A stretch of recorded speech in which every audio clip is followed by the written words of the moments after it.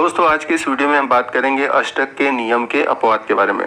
जैसा कि हम सभी जानते हैं, कोई भी तत्व केवल तभी स्थायी कहलाता है जब उस तत्व के बाह्य कोश में 8 इलेक्ट्रॉन होते हैं। कोई भी तत्व अपने बाह्य कोश में 8 इलेक्ट्रॉन पूरा करने के लिए या तो इलेक्ट्रॉन त्यागता है या फिर ग्रहण करता है या फिर दूसरे परमाणु के साथ साझा करता है। आयनिक बंध में या तो इलेक्ट्रॉन का त्याग करता है या ग्रहण करता है, और सहसंयोजक बंध में इलेक्ट्रॉन का साझा करता है, और उप सहसंयोजक बंध में जोड़ों में इलेक्ट्रॉन देता है या फिर लेता है, जैसा कि आपने पिछले वीडियो में पढ़ा था। परंतु यदि हम बात करें, कुछ ऐसे आपको यौगिक मिलेंगे जो कि अष्टक के नियम का पालन नहीं करते, और ऐसे नियम कहलाते हैं अष्टक नियम के अपवाद। अब ये अष्टक नियम के अपवाद क्या है, कहाँ पर अष्टक नियम के अपवाद पाए जाते हैं, इसके बारे में हम वीडियो में डिटेल से जानेंगे। तो अगर हम बात करें अष्टक के नियम के अपवाद की, तो कुछ ऐसे यौगिक होते हैं जो कि अपने बाह्य कोश में संयोजकता पूरी करने के बाद 8 से कम इलेक्ट्रॉन रखते हैं। इन्हें हम बोलते हैं अपूर्ण अष्टक। और कुछ ऐसे भी यौगिक होते हैं जो अपनी संयोजकता पूर्ण करने के बाद भी 8 से अधिक इलेक्ट्रॉन रखते हैं, और ऐसे यौगिकों को हम बोलते हैं विस्तारित अष्टक। तो सबसे पहले हम अपूर्ण अष्टक के बारे में जानें। अपूर्ण अष्टक क्या होता है और इसके उदाहरण कौन कौन से हैं। तो जैसे हम बात करें अगर बेरिलियम और बोरान की, बेरिलियम का परमाणु क्रमांक 4 और बोरान का परमाणु क्रमांक 5। बेरिलियम के बाह्य कोश में 2 इलेक्ट्रॉन होते हैं और बोरान के बाह्य कोश में 3 इलेक्ट्रॉन होते हैं। तो जैसा कि आप देख सकते हैं कि बेरिलियम का इलेक्ट्रॉनिक कॉन्फ़िगरेशन यानी कि इलेक्ट्रॉनिक विन्यास करें तो इसके बाहरी कोश में 2 इलेक्ट्रॉन आएंगे, और यदि हम इसका फ्लोरीन के साथ अभिक्रिया कराएं तो फ्लोरीन के बाहरी कोश में 7 इलेक्ट्रॉन होते हैं। इसकी संयोजकता होती है 1, और बेरिलियम के बाह्य कोश में 2 इलेक्ट्रॉन है, इसकी संयोजकता है 2। तो ये क्या करेगा, 2 फ्लोरीन के अणु के साथ जुड़ जाता है और बना देता है BeF2। लेकिन यहाँ पर आप देख रहे हैं कि फ्लोरीन की तो संयोजकता पूर्ण हो गई, उसके पास 7 इलेक्ट्रॉन थे, वो बेरिलियम से एक इलेक्ट्रॉन लेकर अपनी संयोजकता पूरी कर लिया। लेकिन जो बेरिलियम है, बेरिलियम के पास बाह्य कोश में 2 इलेक्ट्रॉन थे, ये फ्लोरीन से 2 इलेक्ट्रॉन लिया, तो इसके पास कुल इलेक्ट्रॉन हुए 4, जबकि इसके बाह्य कोश में होना चाहिए था 8। तो यहाँ पर आप देख सकते हैं कि इसकी संयोजकता पूर्ण होने के बाद भी 8 से कम इलेक्ट्रॉन है।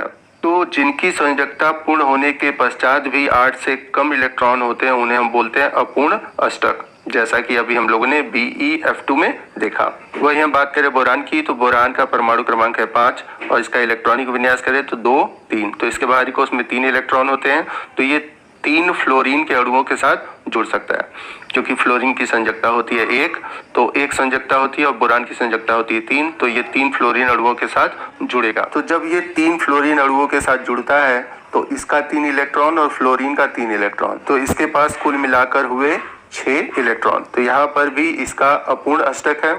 उसी तरह हाइड्रोजन भी एक ऐसा तत्व है जिसके बाहरी कोश में सिर्फ 1 इलेक्ट्रॉन होते हैं, और ये जब भी किसी से संयोजकता पूरी करता है तो सिर्फ 1 इलेक्ट्रॉन लेता है, तो इसके बाहरी कोश में केवल 2 इलेक्ट्रॉन रह जाते हैं। तो आइए मैं आपको लुईस डार्ट स्ट्रक्चर के थ्रू फिर से बता देता हूं कि कैसे हम BF3 की स्ट्रक्चर को बनाएंगे और उसमें कैसे देखेंगे कि ये अष्टक के नियम का पालन नहीं करता है। तो हमारा जो बोरान है वो सेंटर एटम है, तो इसको हम बीच में लिख लेंगे और उसके चारों तरफ फ्लोरीन को लिखेंगे। बोरान के बाहरी कोश में 3 इलेक्ट्रॉन होते हैं, जैसा कि हम सभी जानते हैं, और इसकी संयोजकता होती है 3। और फ्लोरीन के बाहरी कोश में होते हैं 7 इलेक्ट्रॉन और इसकी संयोजकता होती है 1।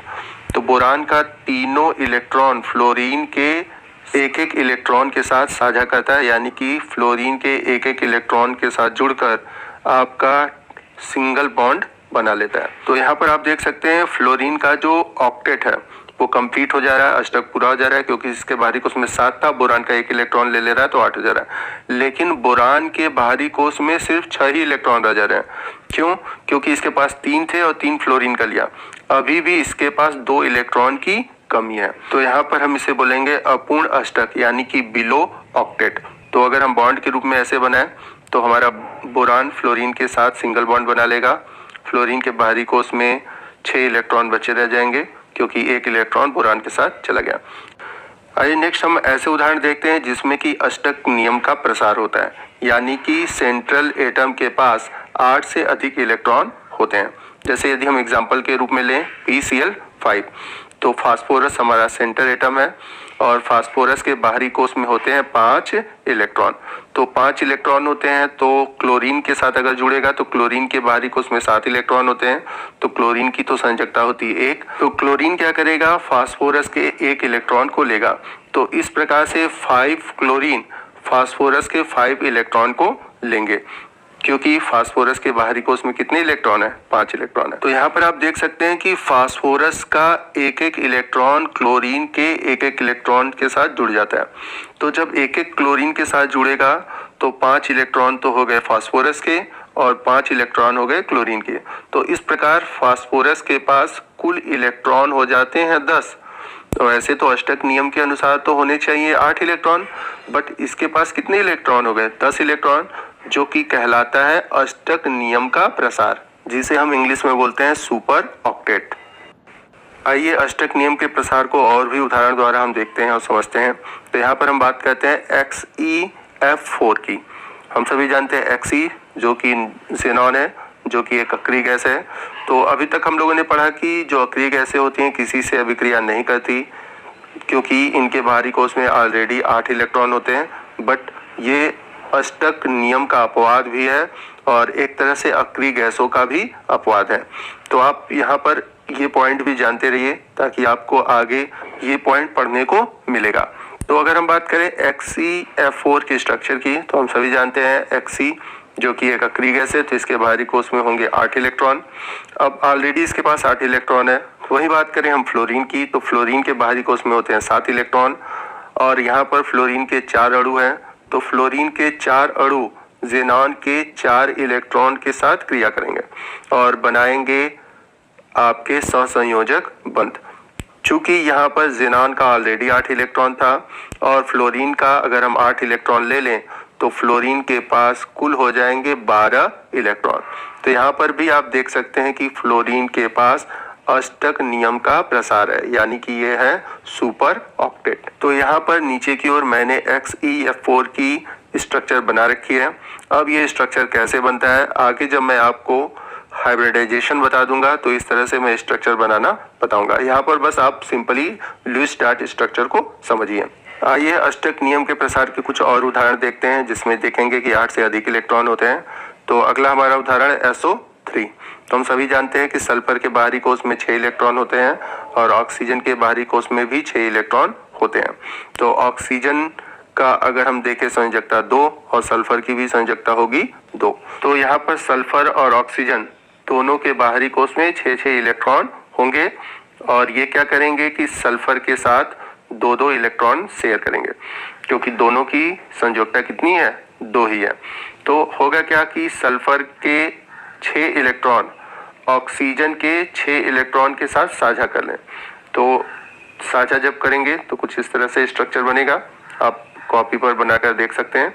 तो जब 6 इलेक्ट्रॉन सल्फर के और 6 इलेक्ट्रॉन ऑक्सीजन के साझा किए तो सल्फर के पास कितने इलेक्ट्रॉन हो गए, 12 इलेक्ट्रॉन हो गए। तो यहाँ पर भी आप देख सकते हैं कि अष्टक नियम का प्रसार हो रहा है, यानी कि ये भी सुपर ऑक्टेट है। और यहाँ पर स्ट्रक्चर जब हम बनाएंगे, यहाँ पर सल्फर क्या कर रहा है, 2-2 इलेक्ट्रॉन का साझा कर रहा है सभी ऑक्सीजन के साथ, इसलिए यहाँ पर सल्फर और ऑक्सीजन के बीच डबल बॉन्ड बनेगा। तो यहाँ पर हम लोगों ने कुछ ऐसे नियम देखे जिसमें कि अष्टक के नियम का प्रसार हो रहा है। अष्टक बंध से जुड़े हुए एक मोस्ट इंपॉर्टेंट टॉपिक के बारे में जानेंगे जिसे हम ध्रुवी और अध्रुवी बंध के नाम से जानते हैं।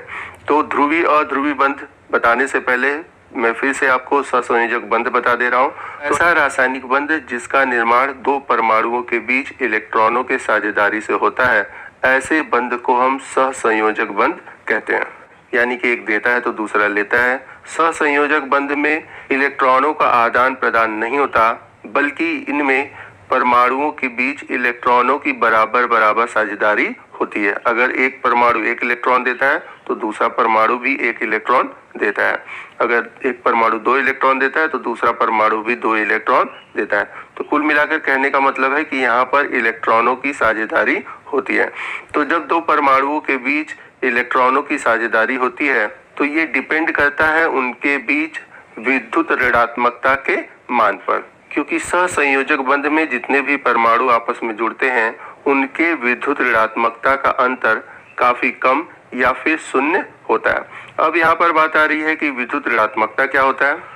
तो आइए सबसे पहले हम बात करते हैं विद्युत ऋणात्मकता की, क्योंकि जब तक आपको विद्युत ऋणात्मकता समझ में नहीं आएगा तब तक आप ध्रुवीय और अध्रुवीय बंध को नहीं समझ पाएंगे। तो आइए हम बात करते हैं विद्युत ऋणात्मकता की। तो विद्युत ऋणात्मकता को हम विद्युत ऋणता के नाम से भी जानते हैं। विद्युत ऋणात्मकता होता क्या है पहले ये जानते हैं। तो सहसंयोजक बंध में इलेक्ट्रॉनों को अपनी ओर आकर्षित करने की क्षमता को हम विद्युत ऋणात्मकता कहते हैं। तो विद्युत ऋणात्मकता होता क्या है पहले मैं आपको सिंपली समझा देता हूँ इस एनिमेशन के थ्रू। होता क्या है कि जब दो परमाणु आपस में सहसंयोजक बंध द्वारा जुड़ते हैं तो इसमें कोई एक परमाणु किसी दूसरे परमाणु के इलेक्ट्रॉन को अपनी ओर आकर्षित करता है। तो जिसकी आकर्षण क्षमता यानी कि जिसकी इलेक्ट्रॉन खींचने की क्षमता अधिक होगी उसकी विद्युत ऋणात्मकता अधिक होगी, और जिसकी इलेक्ट्रॉन खींचने की क्षमता कम होगी उसकी विद्युत ऋणात्मकता कम होगी। तो जब सहसंयोजक बंध बनता है तो सहसंयोजक बंध में जो परमाणु साझे का इलेक्ट्रॉन अपनी ओर आकर्षित करता है तो उसकी विद्युत ऋणात्मकता अधिक होती है, और जो साझे का इलेक्ट्रॉन अपनी ओर आकर्षित नहीं करता उसकी विद्युत ऋणात्मकता कम होती है। तो इलेक्ट्रॉन को अपनी ओर आकर्षित करने की क्षमता ही कहलाती है विद्युत ऋणात्मकता। इंग्लिश में हम इसको इस तरह से डिफाइन कर सकते हैं, ability of an atom to attract electrons. विद्युत ऋणात्मकता को हम En से प्रदर्शित करते हैं। जिस परमाणु की विद्युत ऋणात्मकता अधिक होती है उन पर आंशिक ऋणावेश होता है, तथा जिसकी विद्युत ऋणात्मकता कम होती है उन पर आंशिक धन आवेश पाया जाता है। तो जब भी हम सहसंयोजक बंध में दो परमाणुओं की बात करेंगे तो जिनकी विद्युत ऋणात्मकता अधिक होगी उस पर हम डेल्टा निगेटिव बनाएंगे, और जिसकी विद्युत ऋणात्मकता कम होगी उस पर हम डेल्टा पॉजिटिव बनाएंगे। डेल्टा निगेटिव और डेल्टा पॉजिटिव आंशिक ऋण आवेश और आंशिक धन आवेश को प्रदर्शित करता है। अब यहाँ पर आपको एक चीज जान लेना जरूरी है कि विद्युत ऋणात्मकता का मान आवर्त सारणी में बाएं से दाएं जाने पर बढ़ता है। आप याद रखिएगा, जब हम आवर्त सारणी में बाएं से दाएं जाएंगे तो विद्युत ऋणात्मकता का मान क्या होगा, बढ़ेगा। तो जितनी भी धातुएं होती हैं उनकी विद्युत ऋणात्मकता कम होती है, क्योंकि हम सभी जानते हैं कि धातुओं में इलेक्ट्रॉन त्यागने की क्षमता होती है, जबकि जो अधातुएं होती हैं उनकी विद्युत ऋणात्मकता अधिक होती है, क्योंकि अधातुओं में इलेक्ट्रॉन ग्रहण करने की क्षमता होती है। तो आवर्त सारणी में जैसे जैसे हम बाएं से दाएं जाते हैं तो धातु से अधातु की प्रवृत्ति क्या होती है, बढ़ती है। इसलिए आवर्त सारणी में स्टार्टिंग में विद्युत ऋणात्मकता अधिक होती है, लेकिन जैसे जैसे हम बाएं से दाएं बढ़ेंगे विद्युत ऋणात्मकता का मान बढ़ेगा। जैसा कि आप टेबल में देख सकते हैं कि आपको विद्युत ऋणात्मकता की वैल्यू दी गई है, और इसी वैल्यू के थ्रू हम ध्रुवीय, अध्रुवीय और आयनिक बंध के बारे में जानेंगे। तो आइए नेक्स्ट हम बात करते हैं ध्रुवीय तथा अध्रुवीय बंध के बारे में। तो ध्रुवीय और अध्रुवीय बंध दोनों ही सहसंयोजक बंध के दो प्रकार होते हैं। जब दो परमाणुओं के बीच समान इलेक्ट्रॉनों का साझा होता है तो वहां पर अध्रुवीय बंध बनता है, यानी कि यदि समान प्रकार के परमाणु आपस में जुड़े तो वहां पर अध्रुवीय बंध बनता है। इसका कारण यह है कि उन परमाणुओं की जो विद्युत ऋणात्मकता है उसका मान शून्य या लगभग आसपास होता है। जैसे हम बात करें O2 की, Cl2 की, H2 की, तो इनमें अध्रुवीय बंध पाया जाएगा। क्यों पाया जाएगा? क्योंकि इनकी विद्युत ऋणात्मकता सेम है। जैसे अगर ऑक्सीजन आपस में जुड़े तो ऑक्सीजन परमाणु अगर आपस में जुड़ते हैं तो वहां पर क्या बनेगा, O2 बनेगा। चूंकि दोनों परमाणु सेम है तो उनकी विद्युत ऋणात्मकता भी सेम है, तो यहाँ पर कोई आवेश नहीं बनेगा। तो ऐसे यौगिक कहलाएंगे हमारे अध्रुवीय यौगिक, या तो हम उन्हें कह सकते हैं अध्रुवीय सहसंयोजक बंध। आइए नेक्स्ट हम बात करते हैं ध्रुवीय बंध की।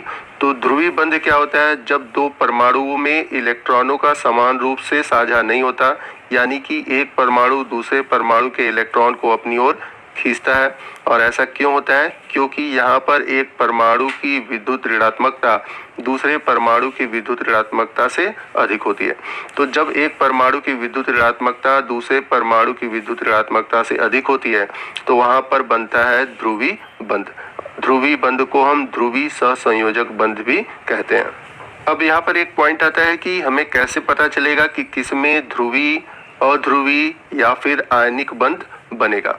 तो याद रखिएगा, जब दो तत्वों के बीच विद्युत ऋणात्मकता का अंतर 2 से अधिक होता है तो वहां पर बनता है आयनिक बंद।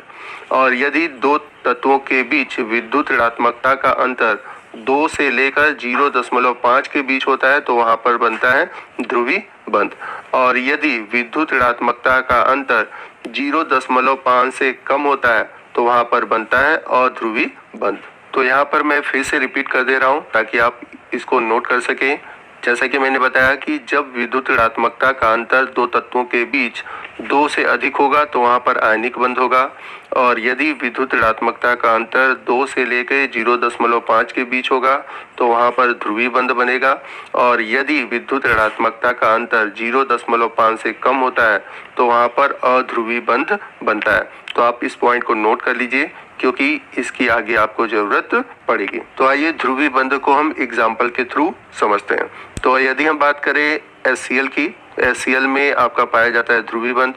अब हाइड्रोजन की जो विद्युत ऋणात्मकता होती है वो होती है 2.20 और वहीं क्लोरीन की जो विद्युत ऋणात्मकता होती है वो होती है 3.16। तो हम क्या करेंगे, अधिक विद्युत ऋणात्मकता वाले से कम विद्युत ऋणात्मकता के मान को घटाएंगे।